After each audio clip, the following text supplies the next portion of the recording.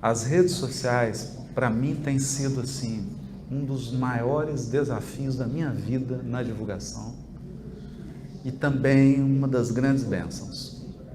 Por quê? Porque as redes sociais, elas não se dobram à nossa vontade. Elas possuem uma dinâmica e eu já vivi isso muitas vezes, essa frustração de você formatar algo e falar assim, agora isso aqui vai funcionar. Aí você coloca e é um desastre, né, do ponto de vista de ninguém se interessou.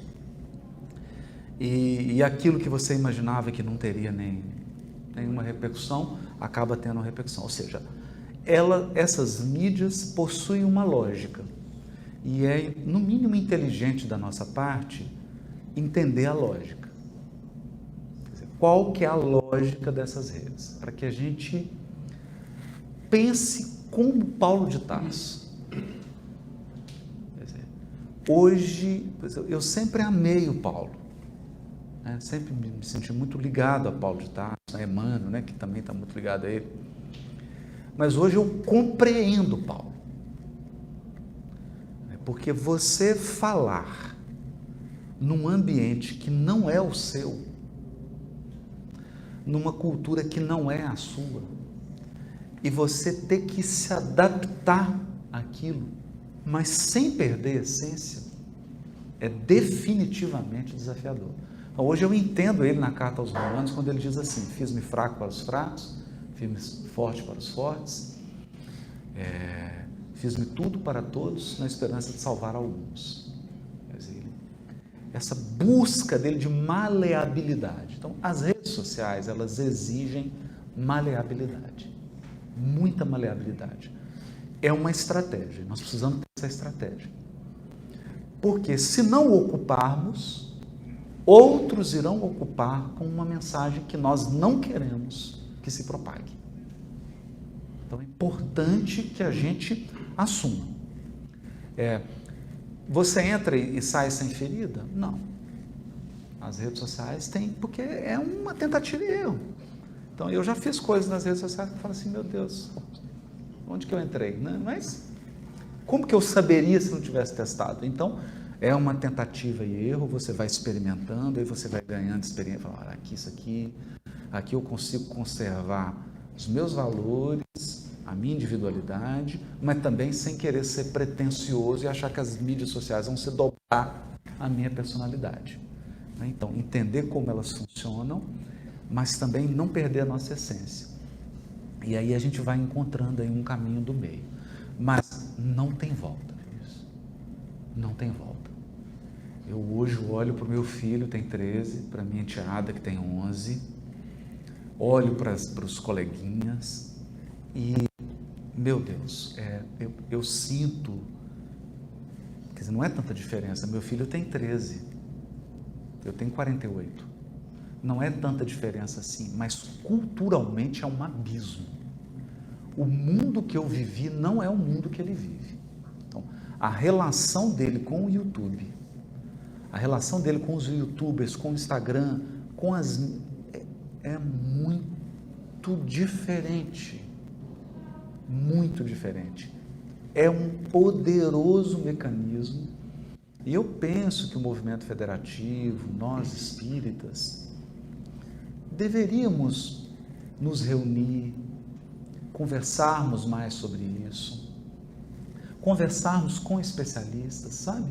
E tem consultores do YouTube, hoje eu utilizo o serviço dessas pessoas, consultores do YouTube, do Facebook, do Instagram, do Twitter, e aí a gente vai entendendo como é que é a dinâmica. Seria importante, como movimento espírita, a gente promover encontros de como utilizar as mídias sociais, porque, Vinícius, é tão poderoso que você faz uma palestra hoje para 500 mil pessoas e tem vídeos que estão com 850 mil visualizações. É assustador, né? Então, aí eu penso, né? Assim, você já imaginou se o Spinelli, se o Leopoldo Machado, né? Lá de Matão, o Caibá Schutel, se esse povo tivesse acesso a isso, o que eles teriam feito?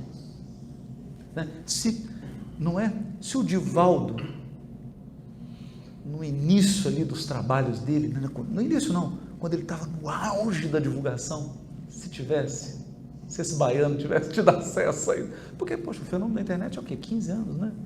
15, 20 anos, recente. Tivesse tido acesso a isso, se tivesse Instagram na época de Chico Xavier.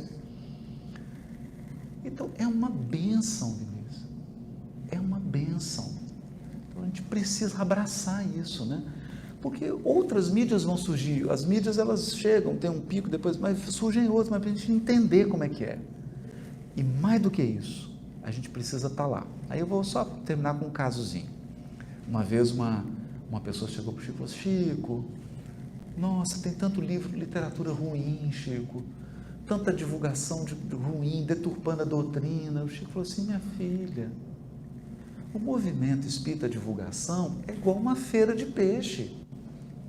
Você chega, monta a sua bancada e vende o seu peixe.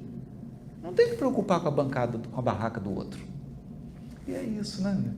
Então a gente precisa levar o nosso peixe para essa feira, porque a feira está funcionando. Se a gente não levar o peixe, o Espiritismo tem tanta coisa maravilhosa, tanto conteúdo extraordinário, mas precisa dizer esse conteúdo nessa linguagem, precisa adaptar, fazer o que Paulo fez, porque se ele chegasse lá em Corinto falando hebraico, ninguém ia ouvir, né? Se ele chega lá na região da Turquia com a cultura judaica dele, ninguém ia parar para ouvir. Então é esse que ele está dizendo para a gente: olha, eu fiz-me tudo para todos. Fiz-me tudo para todos. Eu acho que esse é um grande desafio para nós, porque a gente está assim, o meu filho já está nessa geração, os filhos dele, esse pessoal, Vinícius, eu não sei, eu acho que eles vão ser educados só pela internet mesmo. O negócio é assustador, né? Hoje o tanto de curso que eu faço, o tanto de formação que tem em casa, no YouTube, é um negócio muito impressionante.